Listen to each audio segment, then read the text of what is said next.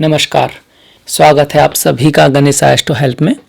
मैं हूं डॉक्टर दिलीप और आज हम बात करेंगे बकरी ग्रहों के बारे में। मई के महीने में हमने जो मई का राशि का जो मैंने बताया था उसके बारे में, उसमें बकरी ग्रहों को थोड़ा सा छोड़ दिया था, क्योंकि अगर बकरी ग्रहों को भी उसमें ही शामिल किया जाए तो बहुत बड़ा हो जाएगा, बहुत ज़्यादा एलोबरेशन करना पड़ेगा उसमें।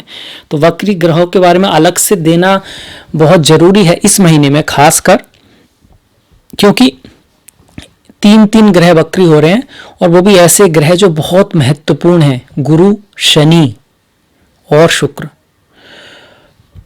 तीनों के तीनों वक्री होंगे और बहुत पास पास वक्री होंगे। 11 तारीख को आपके शनि वक्री हो जाएंगे, 13 तारीख को शुक्र और 14 तारीख को गुरु वक्री हो जाएंगे। अब 3 ग्रह वक्री हैं, 2 ग्रह तो हमेशा वक्री रहते ही हैं, राहु और केतु। तो आपके 9 ग्रहों में से 5 ग्रह वक्री जा रहे हैं। चंद्रमा और सूर्य तो कभी होते नहीं, तो काफी हद तक जो ग्रह हैं वो वक्री जा रहे हैं, वक्री हो रहे हैं। तो इसका क्या असर होगा, क्या हम इसका इंटरप्रिटेशन कर सकते हैं, क्या आम जनता पर असर होगा, पहले तो हम उसकी बात कर सकते हैं थोड़ी सी, और फिर आपकी राशि पे बात करेंगे, आपकी अपनी राशि पर। तो पहले हम अगर ओवरऑल बात करें तो वक्री ग्रह है क्या। भाई ग्रह तो कभी वक्री होते नहीं है रियली में, तो वो ऐसा लगता है, ऐसा महसूस होता है। बाकी ग्रह तो चलते रहते हैं, चाहे वो शनि हो या आपके शुक्र हो या गुरु हो, वो हमेशा अपने ही रास्ते पर, अपनी स्पीड उनकी कम ज़्यादा होती है, क्योंकि इलिप्टिकल जो ऑर्बिट होता है, जब सूर्य के पास होते हैं, वो सूर्य के चारों तरफ घूमते हैं, हमको लगता है वो हमारे चारों तरफ घूम रहे हैं, तो थोड़ा तेज हो जाते हैं। जब उससे दूर जाते हैं थोड़ा मध्यम, पहले मध्यम फिर कम हो जाते हैं। फिर जो पृथ्वी है वो भी सूर्य के चारों तरफ घूम रही है। तो सूर्य की, पृथ्वी की और ग्रहों की जो स्पीड है, उसके आगे बढ़ने पीछे बढ़ने से हमको ऐसा लगता है कि कोई ग्रह पीछे जा रहा है। ये ठीक उसी तरह जैसे कि कई बार रेलगाड़ी में हम बैठे होते हैं और कोई गाड़ी अगर हमसे धीरे जा रही है तो ऐसा लगता है पीछे जा रही है भाई। ठीक इसी तरह से हमको ऐसा लगता है कि वो ग्रह रेट्रोगेट हो रहे हैं। वास्तव में वो रेट्रोगेट नहीं हो रहे होते हैं। एंगुलर जो दृष्टि होती है, एंगल जो बन रहा होता है उसका हमसे इस तरह का बन रहा होता है कि हमको ऐसा लगता है कि वो वापस जा रहा है, महसूस होता है। तो हमारे जो पूरा का पूरा जो ज्योतिष है उसी के ऊपर है कि जो दिख रहा है उसके अकॉर्डिंग हम अपनी प्रेडिक्शन करते हैं, हम अपना रिजल्ट निकालते हैं, जो जैसा लग रहा है, जैसा प्रतीत हो रहा है उसके अकॉर्डिंग। इसीलिए लग्न चार्ट की इतनी इंपॉर्टेंट है। चरित्र चार्ट में जो ग्रह वहाँ है, और लग्न चार्ट में जो ग्रह जो दिख रहा है, योग वहीं से देखे जाते हैं, कॉम्बिनेशन वहीं से देखे जाते हैं, और सारा का सारा ज्योतिष उसी के ऊपर है जो प्रतीत हो रहा है। तो ये तो हुआ हमारा मैथमेटिकल, एस्ट्रोनॉमिकल, ज्योतिषी का जो गणित वाला पार्ट है, थोड़ा सा उसके बारे में। अब थोड़ा सा फलित के बारे में बात करें कि वक्री ग्रह होते क्यों हैं, क्या चक्कर क्या है इसका। तो वक्री ग्रह, एक्चुअली वक्री का मतलब होता है रेट्रो, इंग्लिश में रेट्रो हो गया, और वक्रत्व का मतलब होता है कोई चीज़ थोड़ी सी नॉर्मल नहीं है, वक्रत्व है, उस वक्र है, सीधी नहीं है, उसके स्वभाव में थोड़ा सा अलग है, और चीज़ों से अलग है। तो जिन व्यक्तियों की कुंडली में ये ग्रह होते हैं, जो भी ग्रह होगा उसकी कारक अवस्था से जुड़ी हुई चीज़ें में थोड़ा सा अलग सा गुण मिलेगा, औरों से कुछ अलग मिलेगा। जैसे किसी का अगर गुरु वक्री है तो या तो वो व्यक्ति बहुत ही ज़्यादा अपने धर्म को मानेगा और दूसरों के धर्म को हो सकता है ना माने, या फिर उसका बहुत ही प्रैक्टिकल नज़रिया होगा, बहुत ही प्रैक्टिकल होगा, अपना अलग ही सोच होगी, या फिर वो सारे धर्मों को मानता हो पर कुछ ना कुछ अनयूजुअल सा लगेगा आपको औरों को देखते हुए। इसके साथ साथ ऐसा कहा जाता है कि वक्री ग्रह जो होता है अपने घर से पिछले घर का रिजल्ट देता है। एक्चुअली ऐसा लिखा भी हुआ है कि आप पिछले जन्म में वो ग्रह उस घर में था, पिछले वाले घर में था, और उस ग्रह के सारे संस्कार, सारे कर्म किसी वजह से पूरे नहीं हो पाए। उस घर से जुड़ी हुई कुछ इच्छाएं आज भी बाकी हैं जन्म तक, तो इसीलिए वो ग्रह आपकी कुंडली में वक्री है। बहुत कार्मिक ग्रह होते हैं वक्री, पिछले जन्म से जुड़े हुए व्यक्तियों को आपके जीवन में लाते हैं, और कुछ जो कर्म आपके जो बचे हुए हैं उनका निपटारे के लिए ये वक्री होते हैं। पर ये हमेशा अच्छे हों या बुरे हों, ये अलग टॉपिक है। वक्री ग्रह अच्छा भी हो सकता है और बुरा भी हो सकता है। नॉर्मली मोटे तौर पर जो शुभ ग्रह होता है वो वक्री होता है। अगर शुभ स्थान में बैठता है तो अच्छा होता है। पाप ग्रह अगर वक्री होता है और 6, 8, 12 में हो तो ज़्यादा अच्छा करता है, 11 में भी अच्छा करता है। पर शुभ ग्रह ज़्यादा अच्छा करता है केंद्र त्रिकोण में। बाकी अलग अलग जो हमारे शास्त्र हैं उनमें अलग अलग लिखा हुआ है। ये भी लिखा हुआ है अगर वक्री ग्रह उच्च का हो तो नीच का सा फल देने लगता है, और नीच का हो तो उच्च का सा फल देने लगता है। तो बात यहाँ पर ऐसी है कि उच्च का हो और वक्री हो, वक्री होने से किसी भी चीज़ में शक्ति आती है पर उथल पुथल के साथ। वक्री ग्रह जहाँ भी होता है उस चीज़ से जुड़ी हुई चीज़ें बड़ी इंटेंस होती हैं। तो पहले से ही उच्च का है, ऊपर से वक्री हो गया तो आपने कहा होगा, सुनी होगी कहावत, अति का भला न बोलना, अति की भली न चुप। मतलब अति की तो ना तो बोलना अच्छा है ना चुप रहना अच्छा है, अति की तो ना धूप अच्छी है और ना छाया। तो एक तरह की अति हो जाती है उच्च में ऊपर से। तो किसी चीज़ की अधिकता के कारण, किसी चीज़ के बढ़ने के कारण, मतलब कि डिसिप्लिन अच्छी बात है पर इतना डिसिप्लिन हो गया कि भैया टांग टूट गई, उसके बाद भी कह रहा है भाई मुझे तो दंड बैठक मारनी है, तो क्या होगा उससे? कुछ ऐसा, कुछ मिलता जुलता, किसी भी चीज़ की अति जब हो जाती है तो वो बुराई बन जाती है। तो इस तरह से कहा गया है। ठीक उसी तरह से अगर ग्रह नीच का है, वक्री हो रहा है, तो वक्रप्त होने से उसमें चेष्टा बल आता है, थोड़ा सा बल आ जाता है तो वो काफ़ी अच्छा कर जाता है। उसे वो नहीं रहा, वो नीच का नहीं रहा, उसमें बल आ गया तो बोल देते हैं वो अच्छा करता है। एक और चीज़ है जुड़ी हुई बकरी से कि बकरी का मतलब होता है पीछे मुड़ के देखना। जो मैंने बताया, कुछ चीज़ें रह गई हैं आपके पिछले जन्म में, कुछ कर्म रह गए हैं तो वो आपको अपनी तरफ बुलाएंगे। तो ग्रह जो है ना पीछे मुड़ मुड़ के देख रहा है, तो कुछ लोग बोलते हैं वो पीछे के घर का हिसाब देता है, पिछला जो घर है उसके अकॉर्डिंग फल देता है। यहाँ तक है कि उसकी दृष्टियाँ भी कुछ उसमें तो पिछले घर से ही काउंट करते हैं। खासकर कि नाड़ी में बोलते हैं कि पिछले घर से ही काउंट करें तो अच्छा है। वैसे वास्तव में प्रैक्टिकली में सही भी है, पिछले का भी देता है और जहाँ बैठा है वहाँ का भी देता है। इसके साथ साथ वक्री ग्रह जिन घरों का स्वामी होता है उनके फलों को बढ़ा देता है। तो अगर वो आपकी कुंडली में अच्छे ग्रहों का स्वामी है तो अच्छी बात है, और जहाँ बैठेगा वहाँ थोड़ा सा डिस्टर्बेंस लाएगा, थोड़ा सा उथल फुथल लाएगा, क्योंकि बकरी है ना, ताकत से तो भरपूर है पर मन में उसके जो है वो थोड़ा क्या कह सकते हैं, बहुत ही ज़्यादा एक्साइटमेंट में है, शांति नहीं है। जब शांति नहीं है तो कुछ ना कुछ तो वो बोलते हैं ना कि भाई जल्दी का काम शैतान का काम। तो इस तरह से थोड़ी हड़बड़ाहट रहेगी उस चीज़ के लिए, कुछ ना कुछ इस तरह का कर्म रहेगा आपका, पिछले जन्म का उस चीज़ से जुड़ा हुआ कर्म रहेगा। एग्जाम्पल पे अगर गुरु बकरी है तो आपके गुरु से, ज्ञान से, कुछ इस तरह का, बड़े भाई से कुछ इस तरह का हो सकता है।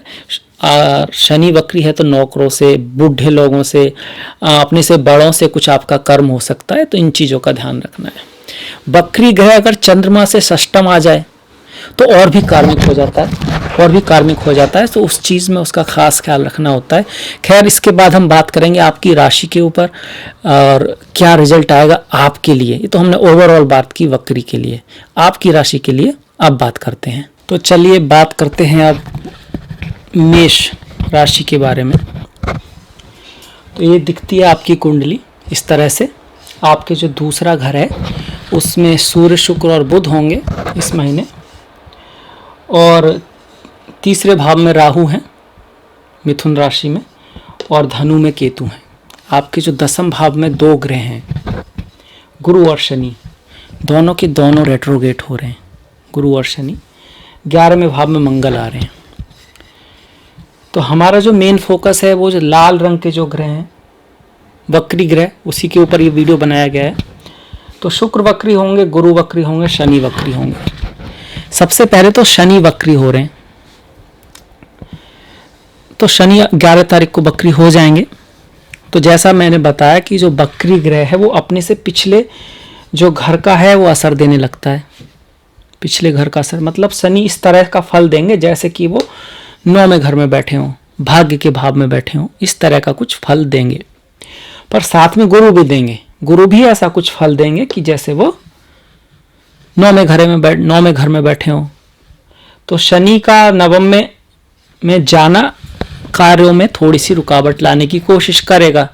पर गुरु का अपने घर में आना अच्छा है।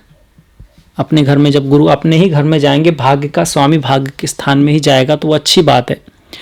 पर शनि का यहाँ पे आना उतना अच्छा नहीं है, उतना अच्छा नहीं है। शनि आपकी जो कार्य में है उसमें थोड़ा सा भाग्य में कमी लाने की कोशिश करेंगे। मतलब कोई भी कार्य आपको भाग्य के भरोसे नहीं छोड़ना है, उसको पूरा ले जाना है।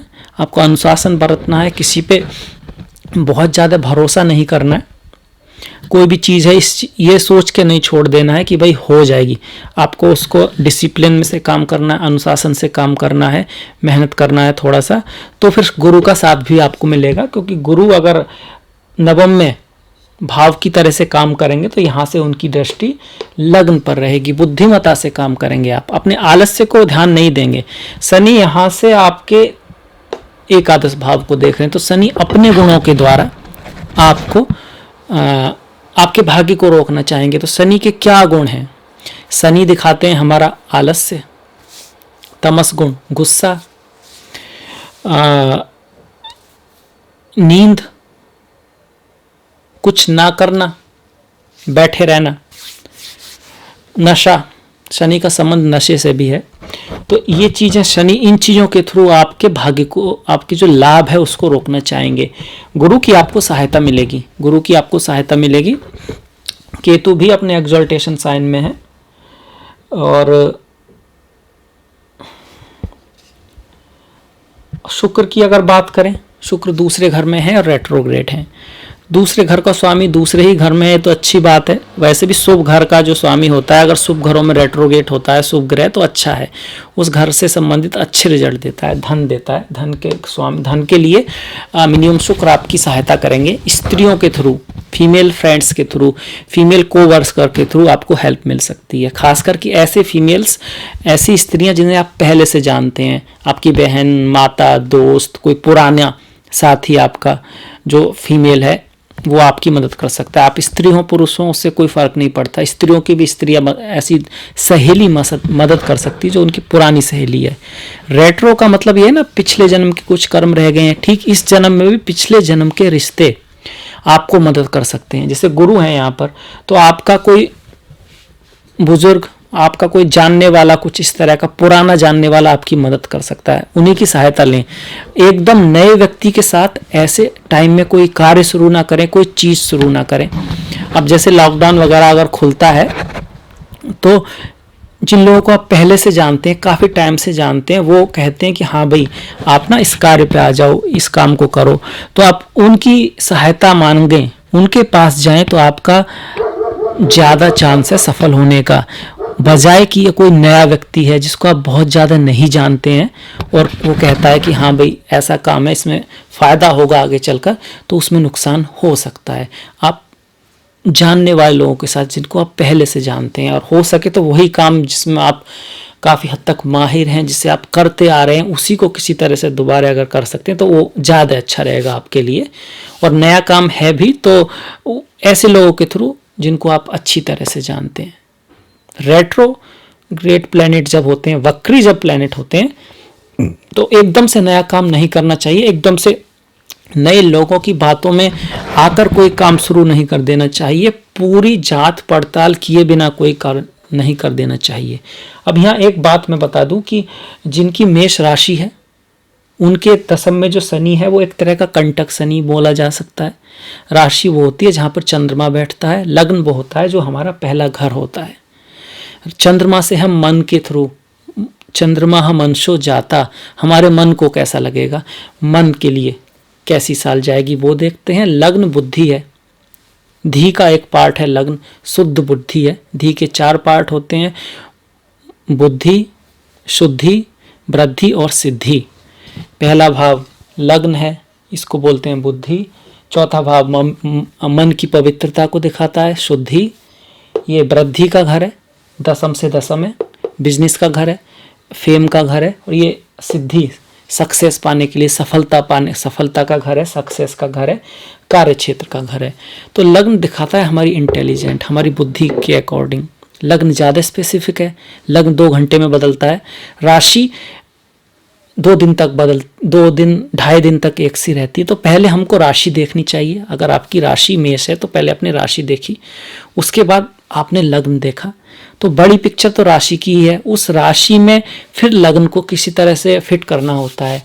आपको मैं ऐसे समझाऊं साधारण भाषा में कि राशि आपको बताएगी आप कहाँ पर रहते हैं, भारत में रहते हैं या अफ्रीका में रहते हैं।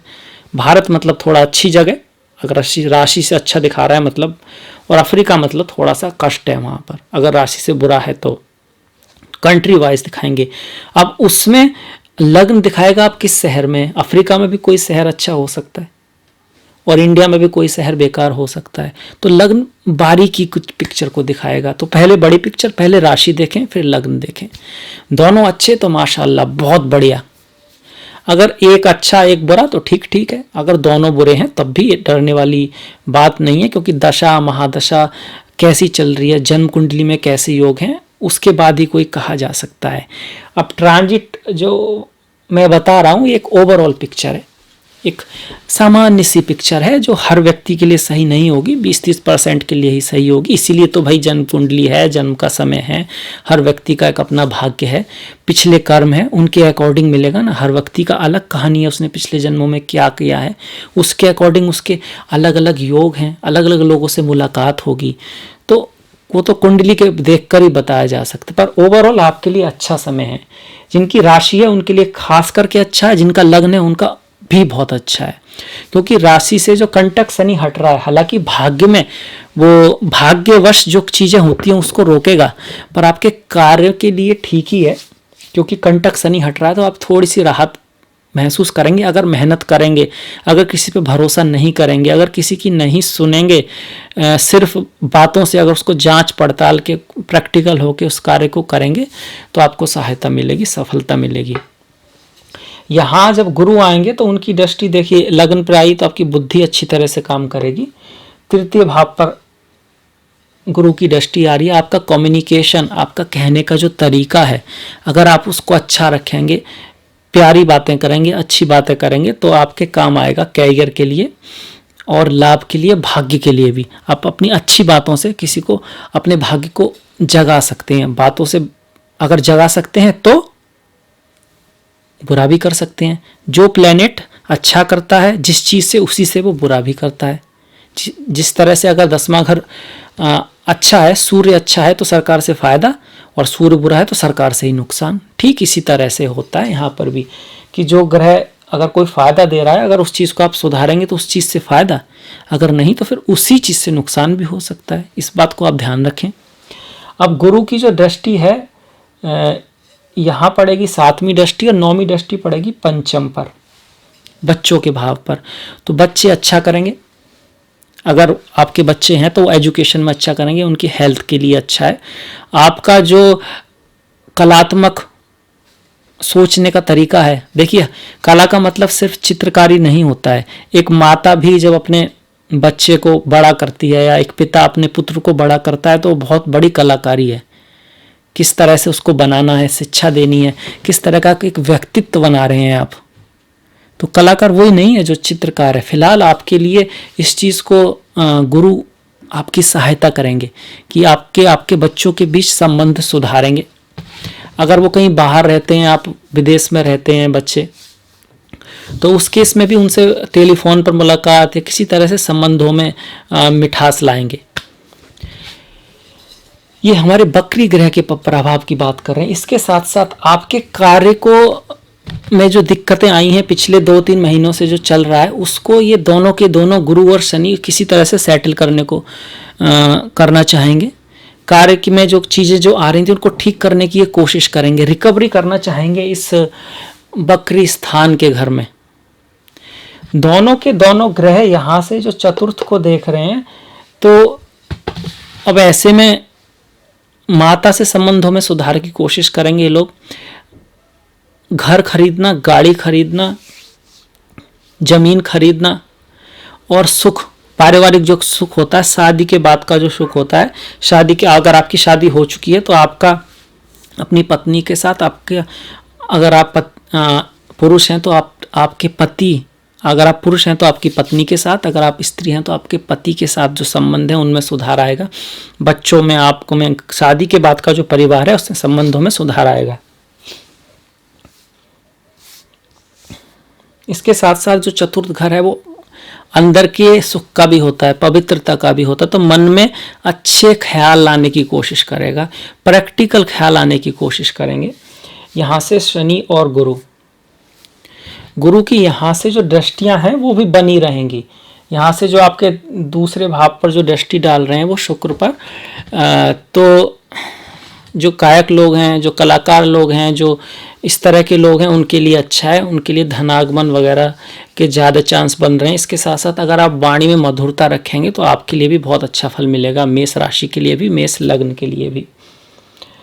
छठे भाव पर दृष्टि है तो थोड़ा सा नुकसान आ सकता है, रोग, ऋण, शत्रु की समस्या हो सकती है। ये सारी चीज़ें कार्मिक होंगी, पिछले जन्म से पुराने आपके कुछ कर्ज किसी को आपने दिया नहीं या दे रखा है तो वो लेने आ सकता है। या तो इस जन्म में अभी आपने दिया हो तो वो कहेगा हाँ भाई दो, हाँ भाई दो। या फिर कोई ऐसा व्यक्ति जिसने कभी आपने लिया हो पहले जन्म में तो वो आपसे मांगेगा और आपको देना पड़ सकता है किसी कारणवश, या फिर आप नहीं दे पाएंगे तो कुछ ना कुछ पहले जन्म की चीज़ें आएंगी। ऐसे लोग आएंगे जो पुराने टाइम से या तो आपको जानते हैं या तो इस जन्म में या पहले से, क्योंकि रेट्रो का मतलब ही यही है कि कुछ कर्म बाकी बचे हैं, उनका हिसाब किताब होना है। अब इसमें से कितना होगा आपके साथ ये डिपेंड करता है आपकी कुंडली में रेट्रोग्रेड प्लैनेट, वक्री प्लैनेट हैं या नहीं। क्या आपकी कुंडली में भी गुरु वक्री हैं, शनि वक्री हैं, फिर क्या वो वहीं पर हैं जहां फिलहाल हैं, मतलब कि क्या आपकी कुंडली में भी दसम भाव में गुरु शनि वक्री हैं, तब ये चीज़ें बहुत अधिक प्रभावी हो जाएंगी। या फिर ये गुरु शनि आपके गुरु शनि से त्रिकोण या केंद्र में है, अगर आपकी उनकी दशा महादशा चल रही है तो इन सब चीज़ों से ये सारे रिजल्ट जो हैं वो बदलेंगे, प्रभावित होंगे। शुक्र का भी यही है, अगर आप यंग एज में हैं तो आप काफ़ी रोमांचक रहेंगे, अपने आप को बहुत ही उत्सुक महसूस करेंगे और खेल के प्रति भी, अपने दोस्तों के प्रति भी। अगर आप यंग हैं और तो दूसरा जो लिंग है उसके प्रति आकर्षण महसूस करेंगे, लड़कियां लड़कों के प्रति, लड़के लड़कियों के प्रति, पुरुष स्त्रियों के प्रति, क्योंकि शुक्र रेट्रोगेट हो रहे हैं, वो भी द्वितीय भाव में है जो परिवार का भाव है, परिवार वृद्धि का भाव है और एक तरह से फैमिली का भाव है। यहाँ से जो हैं लोग काफ़ी मुलाकातें होंगी एक दूसरे से और बहुत ज़्यादा चांस है कि ऐसे लोगों के बीच मुलाकातें होंगी जो कभी ना कभी आपका उनसे कोई ना कोई रिश्ता रहा है, पहले जन्मों में कभी का रिश्ता जो है वो रहा है, क्योंकि शुक्र भी रेट्रोग्रेड हैं।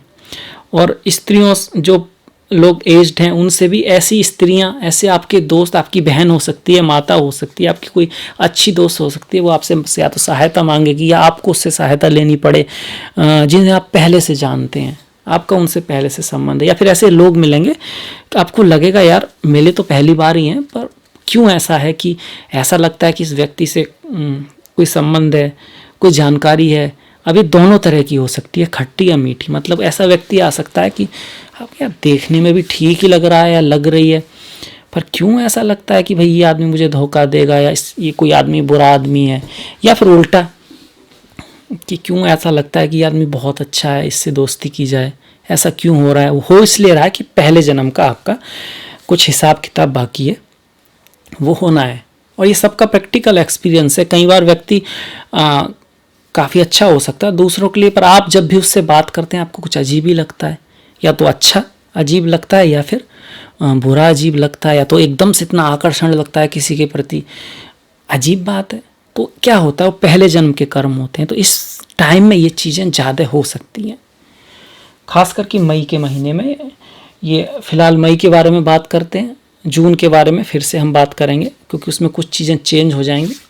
फिलहाल तो शुक्र पर मंगल का जो एस्पेक्ट है वो काफ़ी हद तक, शुक्र को काफ़ी हद तक कह सकते हैं कि एनर्जी प्रदान कर रहा है, एक आध राशि को छोड़कर आपकी राशि के लिए बहुत अच्छा है। तो ओवरऑल ये था आपके लिए रेट्रोगेट वक्री ग्रहों का क्या असर रहेगा। बाकी का जो है वो हमने मई के उसमें किया है, तो आप उसे फिर से देख सकते हैं। और अगर आपको अपने बारे में जानना है तो आपके आसपास कोई पंडित जी हों, उन्हें कुंडली दिखाइए, क्योंकि ये ओवरऑल है भाई। अब एक ही जो योग है वो देखिए, किसी के लिए तो वो 20 रुपये लेकर आएगा, किसी के लिए 200 और किसी के लिए 200 करोड़ भी ला सकता है एक ही राशि के व्यक्तियों के लिए। क्योंकि जब आप पैदा हुए उस समय क्या आपके ग्रह नक्षत्र थे, क्या योगा थे, किस तरह के योग थे, किस समय में आप पैदा हुए, उस समय में आपका हिंदू लग्न क्या था, उससे धन की स्थिति देखी जाती है। उसके ऊपर मैंने वीडियो बनाया हिंदू लग्न। तो बहुत चीज़ें बदल जाती हैं, तो जन्म कुंडली दिखाना बहुत आवश्यक है अगर आपको कुछ मेजर, कुछ स्पेसिफिक, कुछ बहुत ज़्यादा अपने बारे में ही जानना है तो। बाकी ये एक रुख है जो आपके चंद्र और लग्न से देखकर बताया जा रहा है, जो काफ़ी इम्पोर्टेंट होता है, बहुत इम्पोर्टेंट होता है।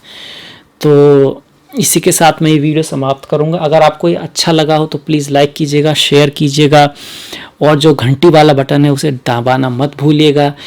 मेरा फेसबुक का और इंस्टाग्राम का जो लिंक है वो भी है डिस्क्रिप्शन में, तो आप चाहें तो लाइक कर सकते हैं, फॉलो कर सकते हैं। मिलेंगे इसी के साथ फिर नेक्स्ट वीडियो में, तब तक के लिए नमस्कार।